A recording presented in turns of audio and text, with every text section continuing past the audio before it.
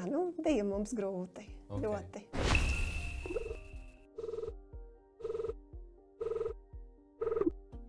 Diezgan īstenībā beigās traki bija tā, ka bija tiešām jāiet pie ārsta. Tirts galvas, man sākās trauksme, tev, nu, tā iekšējā, kura nepāriet, nu, nekas no kā arī sākas. Visu laiku tu esi nemitīgā stresā, kas nu būs un kā tu nu šī diena paies. Visvairāk izmainījusies viņu attieksme, viņu uzvedība, viņi ir kļuvuši daudz nosvērtāki, pie kuriem ir prieks iet. Kopš brīža, kad es sāku kā lektors darboties ar skolotājiem par komunikācijas praksēm, par stresa vadību, un 16 gados ir bijuši ļoti daudzi simti lekciju un mācību, man vienmēr iežēlināja. Man bija tiešām skumji, un tas varbūt ir nelāk tā sacīt, bet tas nav augstprātīgi, ticiet man. Skolotāji ir noguruši. Un ir noguruši tāpēc, ka sistēma bērnus nevis padara iedvesmojošus un priecīgus un līksmus, bet šī sistēma ar sēdēšanu, šī sistēma ar to, ka mēs kaut kā nerūpējamies par to, ka bērnam tā miesa ir vesela, lai tas gars būtu vesels. Mēs kaut kā gribam dabūt no viņiem tikai to, lai viņi to eksāmenu nokārto, un tā sistēma ir tiešām veca, 50, 70 gadus vecu, un skolotāji dabū visvairāk pa mizu. Visvairāk dabū pa mizu, un skolotājiem tiešām trūkst atbalsta. Un skolotāji iznāk no pedagoģijas akadēmijām un ar augstākās izglītības diplomu, bet nesaprot, kā parūpēties par sevi, par ķermeni. Tur nav stresvadības prakses, tur nav komunikācijas prasmes, un skolotāji ir jāatbalsta. Un tāpēc šis piemērs un šī saruna ar Viktoriju no Māravas pamatskolas ir ārkārtīgi svētīgs, kur mēs redzam, ja mēs izņemam vienu no šīm stresa cēlonībām, kas ir bērnu nemieris un impulsivitāte, skolotāji var atkal uzziedēt, skolotāji var justies labāk, normālāk. Un mums ir jāatbalsta vienam otru, vai ne? Latvijā cilvēkiem ir jāatbalsta vienam otru. Un šis ir viens no skaistiem piemēriem, kad es satiku pirmoreiz Viktoriju. Tiešām tas bija cilvēks bez ādas krāsas. Un par šo gadu ir notikušas ļoti skaistas, burvīgas izmaiņas. Un es ceru, ka toreiz redzēt, toreiz sajust. Viktorija padalīsies ar saviem piemēriem, kā viņai skolā gājas. Un man ik pa laikam sitās asarā no tā, kāda brīnuma ar bērniem var notikt, kāda brīnuma ar skolotājiem var notikt, ka mēs kaut kādu pašu bāzi sakārtojam skolā. Mēs palīdzam bērniem justies labāk.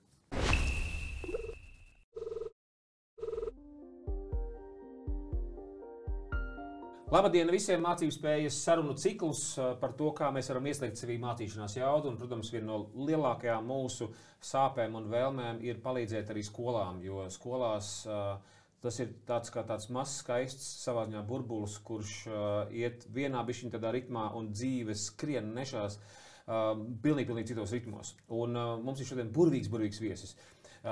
Viktorija Zemīte Morozova. Ja? Jā. Un Viktorija, mēs ar tevi pazīstamies no diezgan grūta brīža. Mūsu pazīšanās sākās no brīža, kad tu varbūt tā publiski neteici, ka tu gribēji iet no skolas projām. Ja? Tas, tiešām, kad es tevi pirmoreiz satiku, es laikam tev tā vēl kaut kā nevarēju atšķitināt, kā tu jūties. Ja mums bija tikšanās, laikam, ar vecākiem, pareizi? Jā, man šķiet tieši tā arī bija, kad vecāks apulcis tur arī uzreiz bija. Jā, mēs satikāmies ar Jākabu Relīgu, mēs bijām aizgājuši pie tevis un ar Kristapu Purviņu satikāmies ar tavu klasīti tajā brīdī, 2A klase. 3A klase bija, jā, un tagad pa gadu vecāk, loģiski. Un tad īsā tāda lielā bilde, mazā lielā bilde, tad tev bija klasīte, kurā bija sarežģīti tev pašai mācīt, sarežģīti bija nomierināt bērnus, sarežģīti vadīt klases procesu vispār, lai mācīšanās būtu. Mēs varam teikt, ka tiešām tur bija mobbings, par ko mēs dažkārt runājam, savstarpēji bērniem un tā tālāk. Un ne tāpēc, ka bērni slikti, bet tāpēc, ka iekšā sirsniņa sāp, un tāpēc, ka nav izgulējušies, un tāpēc, ka ir pūcīgi un tā tālāk un projām. Un tad sanāk, mēs tagad esam, jau šis ir tas gadījums, ka mēs esam te jau gadu laikam sadarbībā ar tevi. Pat ilgāk. Un pirmā skaistā ziņa, ko es tiešām gribu padalīties, man bija tāds pārsteidzošs skaists prieks. Es atceros vēl, mēs stāvam pie Māravas pamatskolas, ja tad ārā. Un tu kaut kā tā saki, cits starpā vienkārši, es laikam no skolas neiešu projām, es laikam vēl septembrī strādāšu. Tā bija pirmā ziņa, es domāju, cik tas ir bijis nopietni tev. Un tad nākamais bija, kad mums bija mācības arī ar mācību spējas visiem skolotājiem, kas bija atbraukuši uz mācībām, un tu teici, ka tev ir veselība sakārtojusies, un ka tev bija sirdsklauves, un ka tev tiešām nebija vienkārši, un tu esi 20 gadus pirms tam strādājis skolā. šis bija sarežģīts brīdis. Varbūt tu vienkārši izstāstīt to sākuma brīdi, kad mēs ienācām klasē ar taviem bērniem pastāstīt un palīdzēt tev līdz šim brīdim. Kas ir tev kaut kā izmainījies visvairāk, vispilgtāk? Visvairāk izmainījusies viņu attieksme, viņu uzvedība. Viņi ir kļuvuši daudz nosvērtāki, pie kuriem ir prieks iet, kuri ir iemācījušies klausīties arī, cenšas arī viens otram vairs neiztikt tās negatīvās piezīmes, aizskarošos visus vārdus un visu to. Un arī, kas manuprāt, viens no lielākiem priekiem, kad pedagogiem ir prieks ar viņiem sadarboties, labprāt nāk un māca, vairs nav tas, ka pie šīs klases ir jānāk, kad būs atkal grūtības, kad tu vairāk runāsi par uzvedību stundās, nevis par mācību procesu un mācību lietām, jo tev būs jāizrisina viss, kas ir bijis starpbrīdī vai turpat stundas sākumā, ko viņi jau ir paspējuši. Cits starpā, zini kā, parasti TV šopā sākumā pastāsta, kā pannas ir netīras un pēc tam, kā viņas paliek tīras. Mēs sākām no otras puses, un tas man liekas ārkārtīgi svētīgi, ka mēs ieraugam to, ka tas atrisinājās. Vai tu vari norakstot to pašu sākumu, jo man ir aizdoms, ka diezgan daudzās skolās daudz skolotāji ar to identificēsies, viņi atpazīst to situāciju. Varbūt katram ir savādāks izpausmes, katram ir savas dozes, cik lielā mērā tie bērni tā uzvedās, bet viens mazs precizējums, ko es laikam tev neesmu prasījis. Cik daudz laika stundās vai no mācību dienas tev vajadzēja pavadīt tam, lai tu apsauktu vai vadītu vai nomierinātu bērnus? Tas ir 10%, 20%, 30%? Es pat teiktu, jā, vismaz 30% bija. Bija arī dienas, kad tu arī veltīji, ne jau visu stundu vai kā, bet diezgan ilgi, lai atrisinātu kaut kādas konflikta situācijas vai risinātu, lai mēs varētu savākties stundai. Tad, principā, mums ir 40 minūtes, lai mēs mācītos, bet mums aiziet tur 15 vai pat dažreiz 20 minūtes. Visādi mēdza būt. Tu vienkārši, principā, risini attiecības, mēģini nomierināt bērnus. Un tad mūsu tas uzdevums, ko mēs nācām iekšā, lai tiem bērniem izņemtu ārā šos nemierus un impulsivitātes. Jā. Labi, kā bija sākumā? Kas bija, teiksim, pagājušā gada, 2024. gada aprīlis, ja? Kāds ir stāvoklis? Tādā brīdī, arī uz skolotājiem mēdzā pateikt neglītas lietas, viens par otru. 3. A klase neglītas lietas nozīmē, tas arī kaut kāds trīsstāvīgs žargons tur aiziet? Mēdza kāds arī tā, kad arī iesaistīt. 4-stāvīgie nebija, bet 3-stāvīgie Trīsstāvīgie noteikti un dažādās valodās arī. Poliglottiski. Jā, protams. Un kas visvairāk, ka viens otru fiziski skara paknaiba un pagrūsta un citreiz jau tā spēka robeža nejuta un tā ļoti agresīvi mēdza to darīt. Un arī mēdz, kad drēbes kādam saplīsa un tādā veidā. Tu mēģini tā efemistiski mīkstināt šo visu, ka dažreiz drēbes saplīs un tā tālāk, ja? Bija mums grūti. Ļoti. Okay. Kā tev veselība bija? Traki. Kas bija pa izpausmēm? Arī par tām, ko tu pieminēji, sirdsklauves man sākās tā, tad arī, ne jau gluži panikas lēkmes, bet trauksme. Tā iekšējā, kura nepāriet, nekas no kā arī sākas. Jā, tev vienkārši tu brauc mašīnā, un jo tev visu laiku tu esi nemitīgā stresā, kas būs un kā tu šī diena paies. Un diezgan īstenībā beigās traki bija tā, ka bija tiešām jāiet pie ārsta, lai saprastu cēloņus, sekas un visu. Ko ārsts teica? Jābūt mierīgākai, jāiet uz jogu, peldēt un nedrīkst uztraukties. Tu jau braucot uz darbu, jau tu zini, kad nepaspēs ieiet klasē, kad mēdza jau kāds kaut kur arī tā bija jau, kad ir jau līdz tādam konfliktam nonācis, kad... Ko tu sajūti brīdī, kad ārsts tev, un viņš zina, ka tu esi skolotāja, ja? Kad viņš tev saka, nedrīkst uztraukties? Tas tu nevari neuztraukties. Tas likās tā, ko tagad, vai tev ir kaut kas jāmaina krasi dzīvē, bet skolā man patīk, īpaši šeit man ļoti patīk, vide un viss pārējais. Un tad tev tāds, liek aizdomāties. Tad tā pagājušā gada pavasaris, kad tu sāki domāt, varbūt, ka skolā nevarēs palikt, tu domā par kādu citu skolu, iet kaut kur citur? Nu, diez vai ka pa citu skolu pat. Tev tā kā bija bišķiņ sabrukusi sajūta par to, ka tu vari būt skolotāja, ka tu esi izsmelta? Drīzāk, ka es esmu izsmelta. Nu, kad tu visu laiku mēģini tikt galā ar tādām situācijām, kā tu teici, 20 gadu laikā, vienmēr ir dažādas situācijas bijis. Nav tā, ka kādreiz bija zāle zaļāka un debesis zilākas, bet kad tik ļoti daudz vienu vietu, to visu emociju un visu pārējo. Kā tavuprāt, tad mēs par to esam daudz runājuši, bet varbūt var padalīties, kas tavuprāt ir tie cēloņi, kāpēc bērnos šī impulsivitāte vismaz šī klasē bija tāda? Tur gan arī dažādas lietas, kas saistītas ar veselību. Veselību bērniem. Veselību bērniem un ģimenē un visādi. Noteikti arī tas pats ģimenes stāvoklis, kādas attiecības ģimenē, kādam arī šis bija tas pagrieziena moments, ko pēc tam skolā, kur pēc tam jāšķetina, ka ģimenē neiet un līdz ar to tas viss pārnesās uz skolu. Es pareizi saprotu, ka tur arī stāsts un to, ko droši vien daudz skolu direktoru un skolotāji zina par vecāku šķiršanos. Ja vecāki ģimenē šķirās, tas ir ārkārtīgi sarežģīti bērniem. Tas momentāli atspoguļojas viņu uzvedībā. Arī tieši šis arī viens no tiem gadījumiem.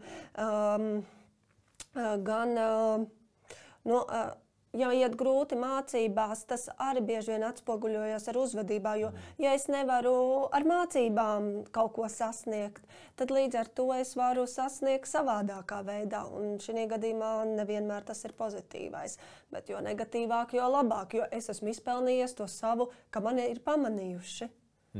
Kā izplatās tās rīcības? Tu esi daudz dažādas piemērus teikusi, bet tiešām, kas ir tādas rīcības, lai, piemēram, kāds vecāks no malas vai skolotājs no malas ieraudzīt tiešām kā burtiski vai var vizualizēt to? Tā starpbrīdī, nezinu, viņi tik tālu grūstījās, kad pa grīdu jau tur viens otru ripina un kaut kā ar rokām un pat arī kādreiz ar kāju pamēģināja, rāva. Tas ir no tās fiziskās. Protams, tie vārdi un aizskarošās, par ģimenes lietām aizskarošās lietas, ko viņi runāja. Par māmu un par tēti? Jā. Ka tava māma ir tāda un tavs tētis ir tāds? Jā. Oidriņāši, šis ir traki, jā. Okay. Un par pašu, par svaru kaut ko, par izskatu, kaut kādas lietas? Tas kādreiz, bet bišķi mazāk bija. Tas nebija tik ļoti izteikti, bet to arī mēdza kaut kur, bet tas nebija tik ļoti. Vairāk jau tās, kas ir sāpīgākais jebkuram cilvēkam ģimene. Un kad līdz ko viņi to māca, sajūtu un ka tas sāpju punkts un instinktīvi tu to sāpju punktu sajūtu. Mēs tā kā tādi maz mednieki tajā vecumā. Nu, labi, šis ir traki. Un cits starpā, ko tava ģimene, ko tavs vīrs par tavu stāvokli, kā viņam no malas izskatījās? Viņš priecātos, ja es nomainītu profesiju. Tā, tad pat pagājušo gadu skaidrs tajā brīdī. Jā. Viņš arī kaut kā mudināja tevi, teica par to? Vakaros, kad jau bija pa daudz, tad jau, protams, kad. Un kā tev izplatās tas, kad viņš redz, ka ir pa daudz? Kā jau mēs visi savas negatīvās lietas, tu atnes bieži vien mājās, un man pašai ir dēli. Un tad arī mamma citreiz nenoturās un skaļāk pasaka un viss tādas lietas. Un kad saruna varbūt nav tā miermīlīgākos toņos, jo tu jau pa visu uzvelcies un satraucies. Mēs iedomājamies vēl par to veselību, ka tas viss veselības kontekstā un tā tālāk. Jā. Un pārslēdzamies tagad uz to labāko. Ja? Labi? Labprāt. Tagad labprāt. Okay. Aiziet. Tad viena no lielākajām lietām, kas man ļoti priecēja pirmkārt, tas, ka tu pateici, ka tu paliec skolā pagājušajā gadā, tas bija tāds, tad tiešām tas bija tik dziļi, bedres bija jākāpj ārā. Okay. Un otrā lieta ir tas, ka tev bija svarīgi, ka tad tie ir tavi bērni, tā es saku, ka tie ir tavi bērni, ja? Katrai skolotāji tie savs tā klase ir tie. Dievs dod, lai tā ir. Jā. Un ka kaut kādā brīdī tad tu biji ļoti lepni par to, ka tieši citi skolotāji, viņi sāk justies labāk kopā ar taviem bērniem, ja?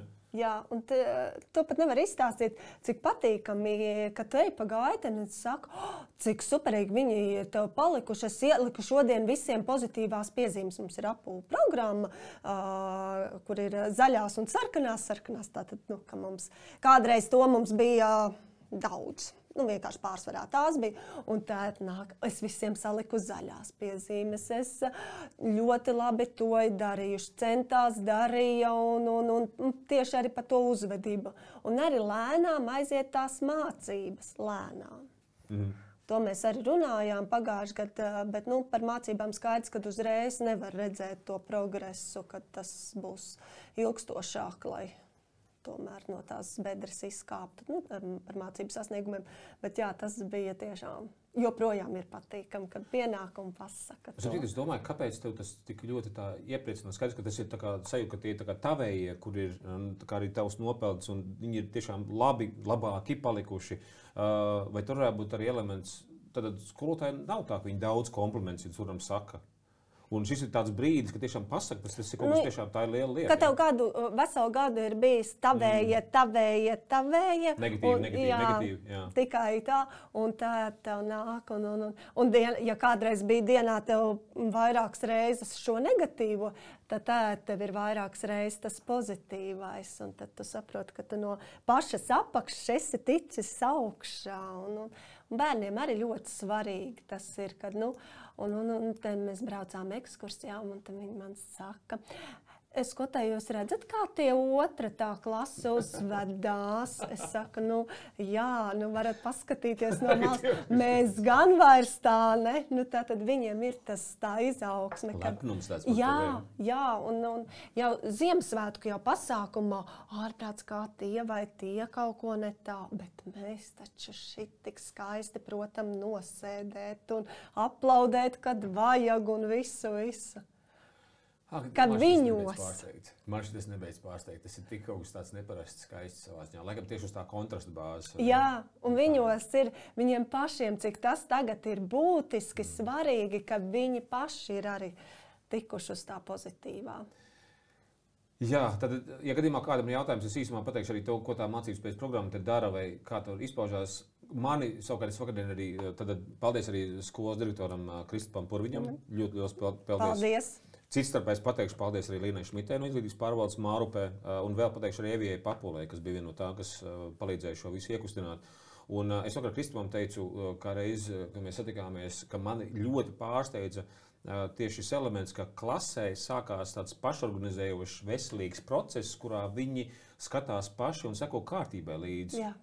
Izstāstīšu, jo šis ir, tad es daudz ar uzņēmumiem strādāju, daudz ar jauniešiem strādāju, un šis ir viens no sarežģītākajiem elementiem, ko panākt, ka nevis skolotājs ir tas gans, bet skolotājs ir klāt kā atbalstošais, un tajā klasē vai visādos procesos tas savstarpējās sadarbības modelis ir veselīgs. Tas ir jau tāds labūtības, paaugstinātas labūtības, labu attiecību modelis.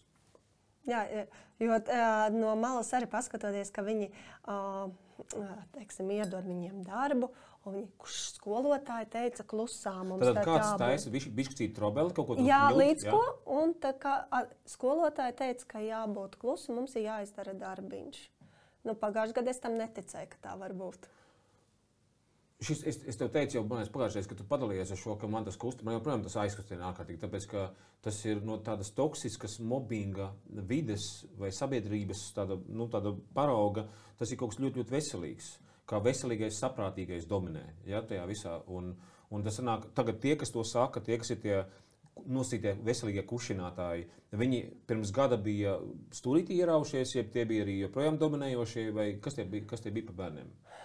Tie, kuri vairāk vēlējās mācīties, kuri gribēja darīt, bet viņiem tā kā nebija varbūt vienmēr tā iespēja, jo visu laiku bija tās uzvedības problēmas.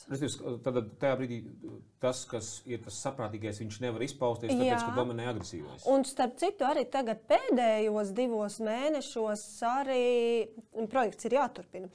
Te gribēju iestarpināt. Mācības spējas programma jāturpina. Jā, obligāti. Kristaps arī teica, ka viņš gribētu kaut kādām vēl pāris. Principā mums jādomā, kā mēs visai skolā iedosim tagad. Un tie, kuri bija tie ļoti sarežģītie bērni, viņi ir sākuši arī aizrādīt, ka jā, mēs skolā nākam mācīties, mums arī lēnām arī uz viņiem, ne visiem, bet ļoti, ļoti par tiem sarežģītiem es runāju, ir, kurš jau tā man traucē, tu tēt negrabinies. Iedomājies, ja man saka, bērni iemīl kustību, ko es dzirdu no daudziem vecākiem. Bērni grib iet uz skolu, ko es dzirdu no daudziem vecākiem, pēkšņi, pirmo reizi grib iet uz skolu. Ja es dzirdu, ka uzvedība uzlabojas. Man šis nekas nepārsteidz. Man nepārsteidz tas, ka attiecības uzlabojas. Man nekas nepārsteidz. Tāpēc tas viss ir zinātne. Tas, ko tu šobrīd saki caur tādu burtiski tādu mākslas filmu scenāriju cienīgu transformāciju. Tad viņš ir bosīgs, kas taisa trobeli, un viņš gada laikā pārslēdzās uz to, ka viņš ir konstruktīvs, un viņš palīdz mācīties, nevis ir destruktīvs mācību procesā. Tieši tā. Un ir tiešām aprīlī sākām, un 2 mēneši atpakaļ, tad gada laikā viņi tieši par tiem bosikiem ir lēnām viņi ir pārgājuši. Protams, ir ko pilnveidot un viss, bet kad ir viņiem tie sasniegumi, ir svarīgi jau, lai arī viņiem arī mācības sasniegumi sāktos. Un tas attiecas arī uz to vienu bosī, kas bija bišķiņ tāds tā kā lēnīgāks un slingāks uz fizisko kustēšanos? Jā, viņš tēt arī ne tikai no rītiem, bet arī viņš ir vakaros pierakstīts uz treniņiem. Skaisti. Jā. Skaisti. Un viss aizsākums ir mācīt spēju. Es tad vienkārši 2 minūtes īsumā izstāstīšu. Tātad mācībspēja radās no kaut kādiem dažādiem aspektiem. Bija stāsts par mobbingu Latvijā. Mēs esam pirmā vietā Eiropā, un mobbings ir lielākā psiholoģiskā trauma cilvēkam uz visu mūžu. Tā var būt trauma, kāpēc meitenes nesporto vēl 50, 60 gadu vecumā, sievietes nesporto, kāpēc iznāk no skolām 81% meitiņu, kas negrib kustēties, 50-70% puiši negrib kustēties. Tur ir neticība sev, tur ir depresija, tur ir pesimisms, liekais svars. Nespēja mācīties, nespēja būt mācību viela. Tur ir ārkārtīgi daudz ekosistēmiskas lietas, kas ir saistīts principā ar vienu elementu. Un tas ir elements, vai smadzenes spēj darboties, par kuru es neredzēju. Es esmu 15 gadus izglītībā strādājis ar skolotāju vēl kaut kur. Es neredzēju programmas, kas ar to strādātu. 15 gados, 16 gados es neredzu tādas programmas. Tad mums ir jāaktivizē bērniem smadzenes, un mums ir jāizņem bērniem dziļie stresi ārā. Ja pieaugušie aiziet ar ciešanām un smaidu uz darbu un netaisa trobeli, tāpēc, ka viņi to iemācījušies, bērni taisa trobeli. Un bērni vienkārši signalizē, ka viņiem sāp, viņiem ir grūti. Viņi vienkārši tā kā zīdainis laiž visām malām, visu ārā, bļauj un raud un tā tālāk. Tad jau nekur skolā mēs esam puslīdz pieklājīgi, bet tad tās sāpīt nāk ārā. Līdz ar to mācībspējas programmā principā pēc būtības aktivizē smadzenes, lai varētu mācīties un izņemt dziļos stresus ārā. Un tur ir dažādi veidi, tur ir elpošanas tehnikas, un tur ir kustība un ar sevis izprašanu, kā es jūtos. Tātad 3 tādi lieli elementi. Un tā fiziskā kustība ir tas, ar ko mēs sākām, bet tā nav vienkārši, tas nav sports. Es vienmēr visiem uzsveru, tas nav sports. Jo esošais sports, kas ir skolās, aizved uz rezultātu, ka 81% meiteņu negrib kustēties. Iedomājieties, ko mēs izdarām skolās ar meitenēm, ka viņas iznāk no skolas arā, viņas nevis grib kustēties, viņas negrib kustēties. Tas ir tādā ziņā, mēs kaut ko ļoti atžgārni tajā visā darām. Tad mūsu uzdevums ar šo programmu ir arī palīdzēt, lai bērni grib kustēties, jo tas neutralizē dziļos stresus. Tad tur ir tā flow metodoloģija iekšā un tā tālāk. Jā. Redzēju, ka tu gribēji kaut ko iestarbināt. Nē, viss kārtībā. Es tieši par to kustēšanos, kad ir ļoti, ļoti vajadzīgs un nepieciešams. Un, kā tu pareizi saki, nevis tieši tas, skolā sports ir sports, bet tanīs rītos, ka viņiem bija iespēja darīt to, kas patīk saistībā ar sportiskām aktivitātēm. Un iemācījās arī komandā saspēlēties, arī individuāli. Iemācījās arī individuāli, ne tikai, jo programma ir programma, kas aizņem stundā, tas ir cits, bet te viņiem tad ļoti priecīgi, apmierināti. Vēl kas man tev pārsteidz, tad, kā tu teici, ka kādā brīdī viņiem bija kaut kāds brīvais brīdis, un viņi sāk funkcionēt paši kādas spēles taisīt, kādas spēles darīties, kā kustēties. Jā, kopā. Un ja kādreiz kāda apstākļu dēļ, varbūt tur bija skolotāja nebija vai bija kādā seminārā un no rīta izkrita, vai mēs paši nevaram iet? Tas ir, man tā liekas, vienkārši pievienotā vērtība, ka viņi paši jautā, vai mēs nevaram iet un darīt, kad viņi jau zina, ko viņi grib, kā lai būtu izkustējušies. Vēl viena lieta, ko es atceros, ko ik pa laikam mums tagad prasa skolas vai skolu direktori, vai mēs ar vecākiem strādājam. Un tad, jā, mēs ar vecākiem darbojamies, un katrā reizē tas ir bišķiņ atšķirīgi. Dažreiz pašvaldībās kopumā norganizē, dažreiz visai skolai norganizē. Tavā gadījumā tas bija pats sākums, kad mēs satikāmies ar taviem vecākiem. Vecāku sapulcēm. Un man ir jautājums tev tagad, jo tas ir delikāts, nopietns jautājums, kas vecākiem ir ārkārtīgi svarīgs, bet dažreiz grūti viņam to informāciju iedot. Tad vecāki redzēja to reālo bildi, Jā. Kā viņi to bildi redzēja? Caur to vienkārši, ka bērni mājās nāk un sūkstās, ko tu redzi, vai arī tu devi ziņu, skola devu ziņu? No visām pusēm. Sadarbība no visām pusēm un stāsti no visām pusēm. Tur nebija ka tikai bērni, bet bija arī ka no skolas puses, arī gan skolotāju puses. Un tāpat klases vecāku sapulcēs tika pārunāts un pirms tam meklēti tie risinājumi. Vai pateikt kaut kādu piemēru spilgtāko, ko tev nācās vecākiem vai vecākam pateikt par to, kas notiek skolā? Tātad jāpadomā, kurš tāds spilgtākais. Vienalga, kas tev pašai lec atmiņā ārā? Man laikam, varbūt šis būs tas piemērs par mani, ka man 3. klases skolnieks pasūta uz kapiem. Tieši tā, nomirt. Jā, tas laikam neiet kopā. Un tad zvanīja vecākiem, ko mēs darām ar šo situāciju. Okay. Tas ir traki to dzirdēt, jā. Šis bērns, kāds viņš ir šobrīd? Nomierinājies, mierīgāks. Vēlas arī, lai klusāk visi stundā uzvedās un lai var mācīties. Okay. Pretstats tam, kas bija. Vai ir vēl kāds piemērs, kur tev nācās kaut ko teikt, ka bērns dara pāri citiem bērniem? Jā, gan par to pašu, kad viens otram iesit, bet tā, kas stipri pagrūž, tā kā ar galvu atsitās. Tīši, netīši, bet to spēku viņi vispār nejūt. Un tad nācās zvanīt un teikt, un bērni paši zvanīja vecākiem manā klātbūtnē, un tālāk jau mēs to situāciju risinājām. Okay. Jā, šis ir ārkārtīgi liels jautājums par to, ka es saprotu dažreiz, ka dēļ tā, ka mums kā pieaugušiem skolās nemācīja empātiju. Mums dažreiz ir kaut kā grūti šo visu noķert, un tajā empātijas ziņā arī vēl viens tāds jautājums par to, ka es vēlreiz gribu uzsvērt, ka bērnības traumas, viņas aizlauž to kociņu, viņš aug savādāk. Un ar to, ka visi mēs esam bijuši kaut kādās aizlaušanas stadijās vai procesos dzīvē, mums tā kā liekas, normāli. Jo mani bišķiņ šokēja, ka pa laikam kaut kādā brīdī kaut kāds skolas direktors var pateikt, vai kaut kāds skolotājs vai pat vecāks var pateikt, lai izkaujās. Un jā, ok, labi, ja puišiem kaut kas tur ir jārisina un tā tālāk, protams, es nekoriģēšu cilvēku uzvedības un tā tālāk, bet man liekas, ka mēs esam, nezinu, kāpēc gribas teikt, eiropeiska sabiedrība. Jā. Ja tu gribi izkauties rekur ir boks vai rekur ir tekvando un kaut kas tam līdzīgs, un tur ir spēles noteikumi, to pat var attīstīt, kā, ja tur vēl pat filozofijas ir apakšā un tā tālāk. Bet par to, ka mēs esam vienaldzīgi par to, ka bērni rada traumas, viens otram psiholoģiskās traumas. Un tas Anglijā teica to pētījumu, kur tas ir Londonas ekonomikas skolas pētījums, uzsver ekonomikas skolas pētījums par to, ka bērnu labklājība ir svarīgāka par attiecībām, kas bija 2. vietā kā prioritāte, un 3. vietā bija akadēmiskās sekmes. Ja tu gribi, lai tavam bērnam ir sekmīga dzīve, tad pirmais ir tā emocionāla labklājība. Un tas, ko tu saki, un tas, no kā tu esi varējis kopā izkāpt ar klasīti ārā, ārkārtīgi priecējā. Noteikti iesaku, jo tas tiešām pēdējais jau pusgads bija pozitīvs, jo mājās braukt tas prieks, es saku arī kolēģiem arī.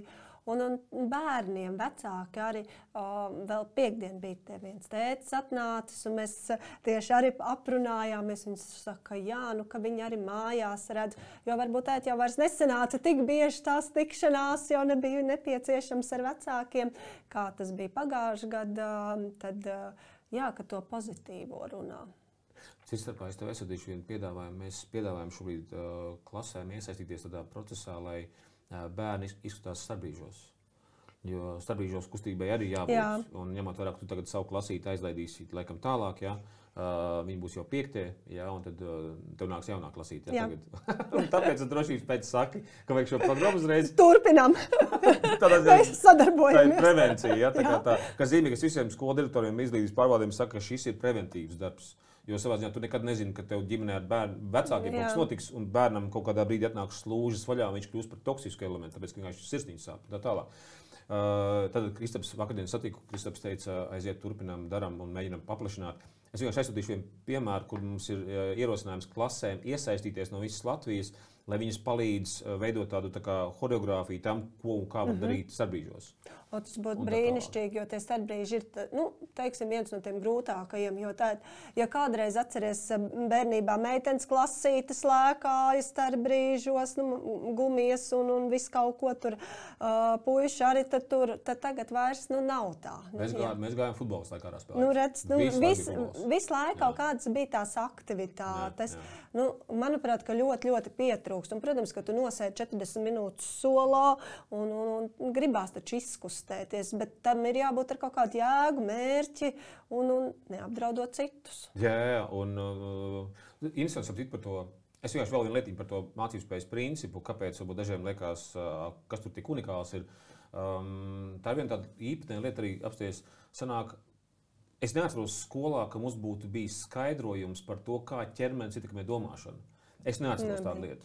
Un šis ir tas paradoks, ka vienalga tavā priekšā ir 30, 40, 60 gadīgs cilvēks, ir tā kā jāskaidro ABC par to, ka ja tev fiziskais ķermenis ir vājš, noguris, tur ir stress iekšā vai tev ir emocionāli ļoti, ļoti liela pārdzīvojumi, tavs smadzenes nevar mācīties matemātiku. Tavs smadzenes nevar mācīties par mākslīgo intelektu tagad vai mācīties Excel vai vienalga, ko tev darbā vajadzīgs.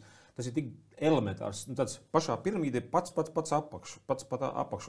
Un arī tagad burtiski šodien man tie tikšanās tagad ar vienu izglītības pārvaldu, arī visām izglītības iestādēm gaidām.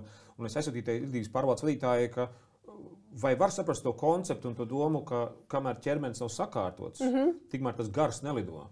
Veselā miesā vesels gars. Un tas ir tik vienkārši un kā lai te pasaka, tas ir darbības vārds. Tad tur jābūt darbībām, kas šo veselo miesu sakārto. Un tai veselai miesā atkal ir parametri, un katram cilvēkam ir dažādāki tie veidi. Jo es atceros, arī, kur bija meitenes, kas badmintonu no rīta spēlēja, bija tie, kas vairāk futbolu spēlēja. Bija lecuma auglis, kas bija kam individuāli, bet ar lielāko prieku tikai to lecuma augli, neko citu nevajadzēja. Tāpēc, ka bērni ir atšķirīgi. Jā. Tas atkal ir tas dīvainais elements par to, ka kaut kāda vēl viena tāda lieta par to dažkārt, ka ir jāatgādina. Tad man atmiņā tas stāsts par to, ka Dievs kā viss gribēja no Padomju Savienības ārā, tāpēc, ka tur nav individualitāte.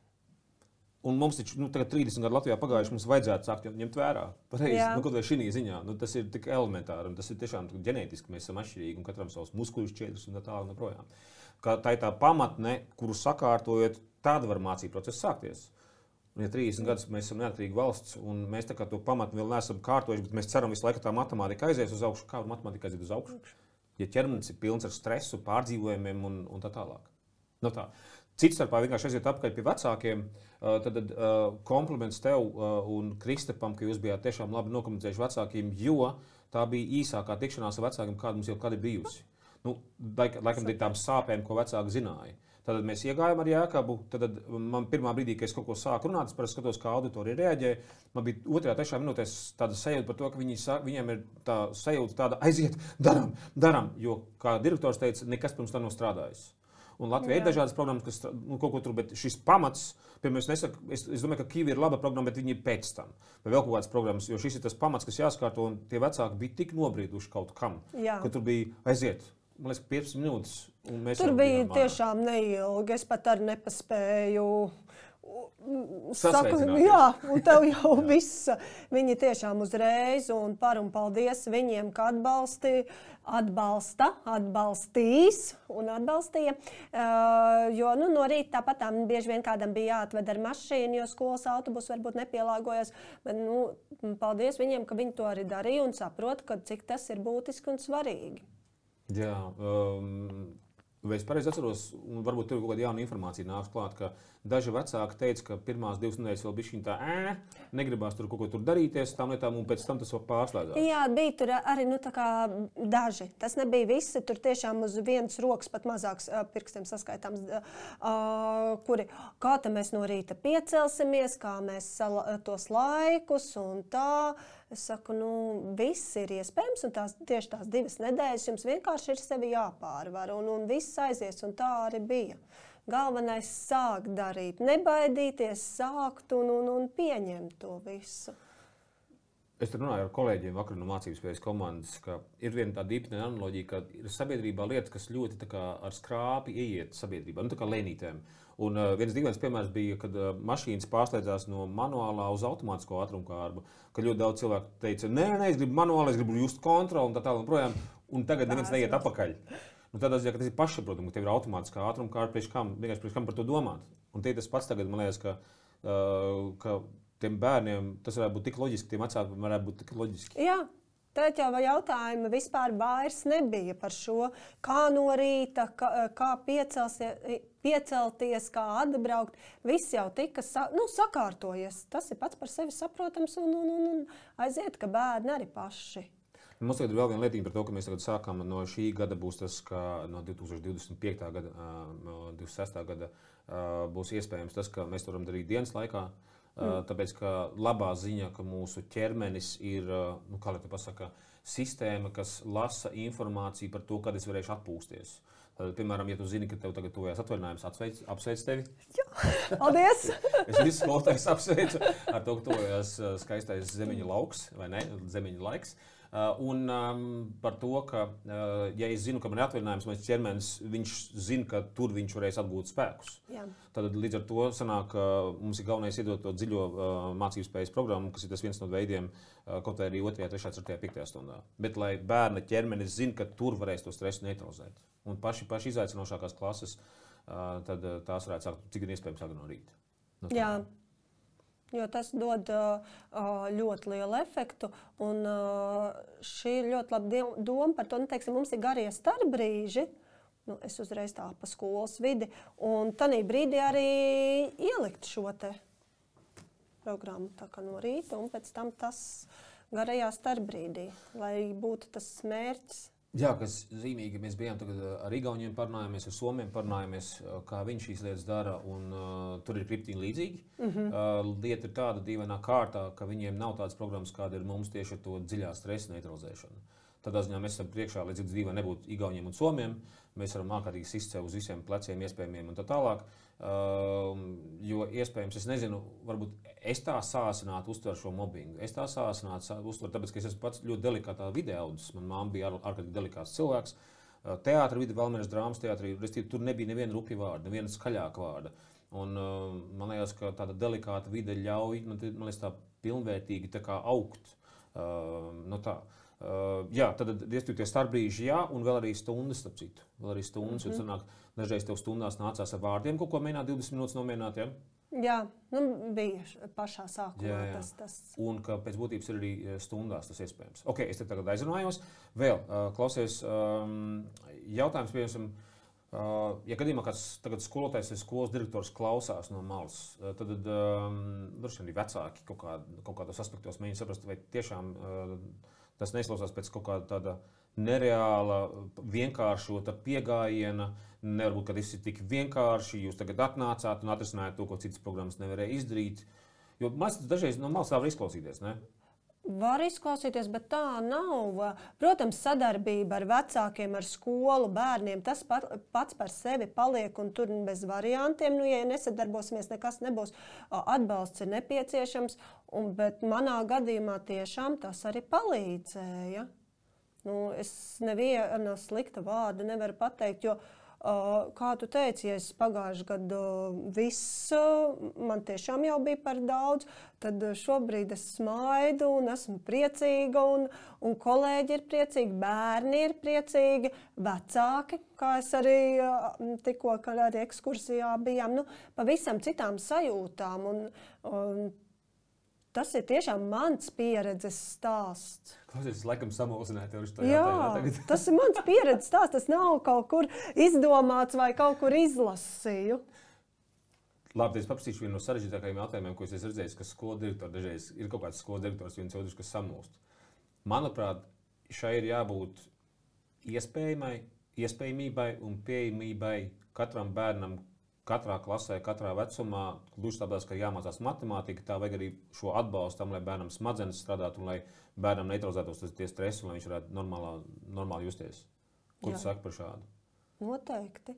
Un tēt jau mēs tieši tā, paldies Mārapas pamatskolai, kur mēs arī ejam uz to individuālu arī pieeju, kur ir tā individuālā pieeja, un arī ne tikai mācību jomā kā stundā, bet arī šajā mācību spējas laikā, nu, rekā, ka mēs runājam par to, viens ar lecam auklām, otrs tur badmintonu spēlēs, bet tur arī ir tas viss svarīgais. Jā. Okay. Jā, jo man liekas, ka ir kaut kas tāds, ka ja mēs negribam būt sabiedrība, kas vienkārši mēģina izciest cauri dzīvei, un, piemēram, skaidrs, ka bērnībā, piemēram, tie, kas nāk no senākiem laikiem, tur padomju laikiem, vai nāk no kaut kādiem vēl pirms 20 gadiem, tad, principā, pēc būtības, nu, ja tas bērns ritīgi nesūdzās, nu, tad būs jau labi. Jā. Zinātne it kā mums saka, ka mums vajag izdarīt šādi, ka mums vajag iedot viņiem to stresu, neutralizāciju, to ķermeņa ieslēgšanu, lai viņš atkal iemīl kustību un var pamācīties. Bet kamēr asins netek, kamēr mēs nebļaujam, kāpēc mūsu, es ļoti patīk, traklietas Sibīrija neved, tikmēr mēs nekaucam, mēs neslēdzam visu iespējamo iekšā, lai to risinātu. Nu, tāda sajūta par to, ka mums ir ļoti augsts ciešanas lieknes, un mēs esam paši pieļāvuši liels ciešanas, un tad, ko tu tur vaidi, ko tu tur īdi? Nu, tev bišķiņ kāds kaut ko skarbāk vārdu skolā pateica, kaut ko bišķiņ pagrūdi, nu, ko tu tur īdi? Nu, kaut kā uz to modu, nav?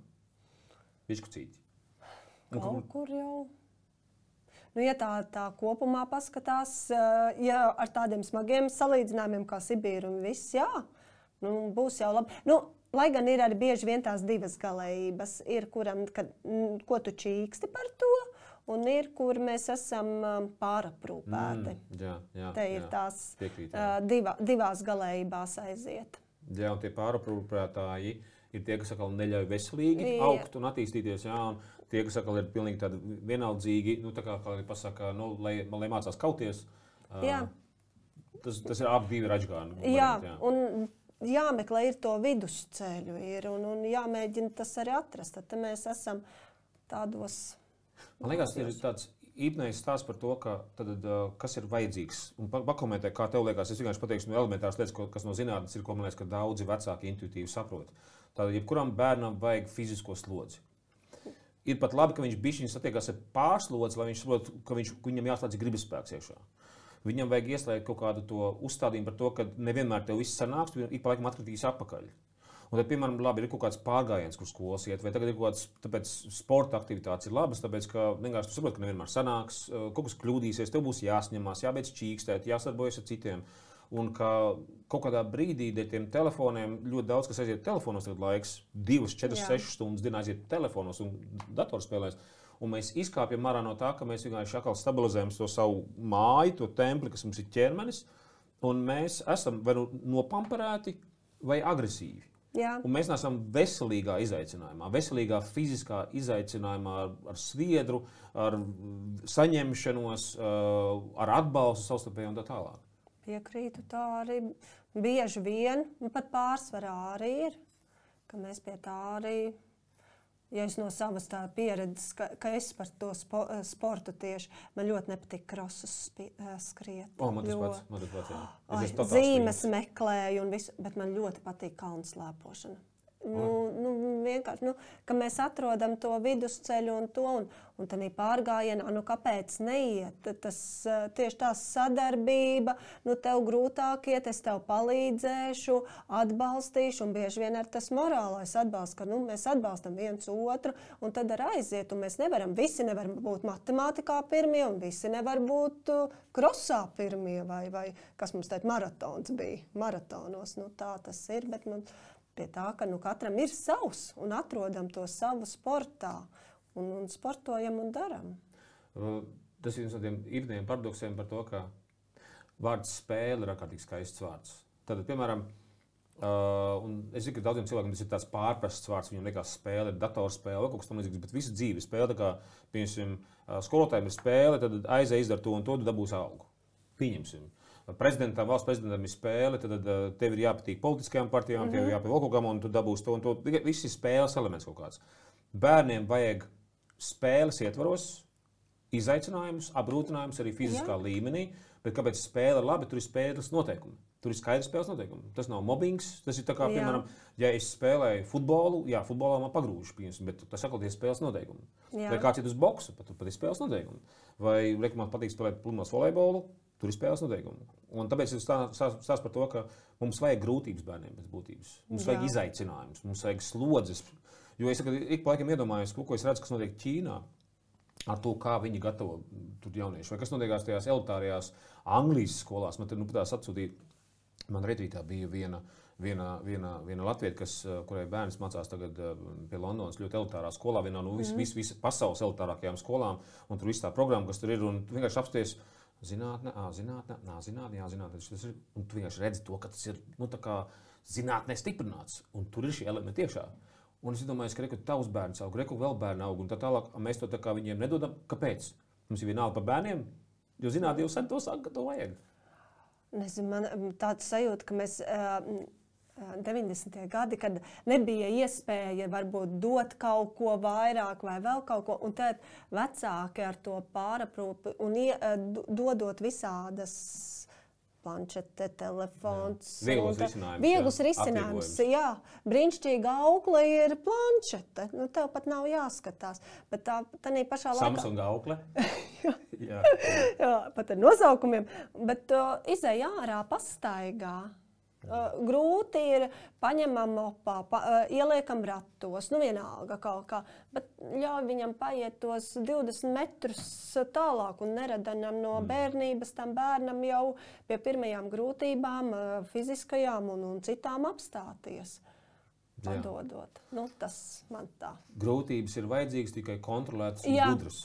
Jā. Un tas, lai atkal tas ir tā, lai tu, piemēram, tev patīk kalnu slēpošana, skaidrs, ka Latvijā daudz tu nepaslēpos, tev vajadzēs alternatīvas, bet lai tu tiešām uzvod to, kas ir tā tava lietiņa, un bērniem tas pats ir vajadzīgs, tāpēc arī mums ir viena no lietām ar bērniem saprast tiešām, kas ir tas, kas ir viņa tā vajadzība, fiziskā vajadzība. Tā pamēģināt, jebkura sporta, dažādas lietas, un tad tu arī sapratīs, jo vienam būs māksla, padosies brīnišķīgi, cits kļūs par fantastisku hokejistu, tu jau nezini. Un kādam, kam patīk māksla, gribēsies dejot fiziskās aktivitātes vietā, vai tur jogot, vai staigāt riņķī.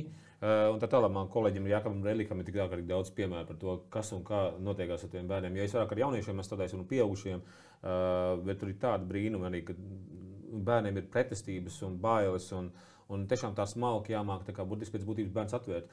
Un kas man dara tramīgu arī, iedomājies, ir 2. 3. klases bērniņš, un viņš jau ir aizvērts. Tā kā, ja tu iedomājies 3-gadīgu bērnu, viņš vienkārši ir pustēties. To pamēģināt, un tad tu ieraugi 2. 3. klases bērnu, un viņš jau ir aizvērts. Viņš tā kā, es negribu darīt, es negribu kustēties. Un tad viņš jāvar vaļā. Iedomājies, viņš nākamās 60 gadus nekustēsies. Tas ir briesmīgi, jo kustībā jau ir tā visa dzīvība. Jā, un... Ārsti saka, visi saka, ka tomēr ir jābūt. Nevaram mēs... Jāvar mums ir vaļā tie bērni. Nedrīkst būt tā, ka 81% meiteņu no skolas iziet. Negrib būt kustēties, un tas pats ir ar puikām pie 50-70%. Tas ir nenormāls skaitļi. Noslēgumā viena lietiņa pastāst, tu savu dēlu uzaicināji uz mācības spējas nodarbības skolā, jā? Jā, man viņš bija līdzi. Man senāk šogad... Cik viņš vecs? 3. klasē. Man šogad 4. Es saku, labi, tad viņš saka, kā aizies līdzi, vai es kaut kā viņam tanī rītā piedāvāju. Jā, labi, aizgāja, atnāk atpakaļ. Māmu, kāpēc man skolā tāda nav, jo viņš citā skolā šobrīd mācās.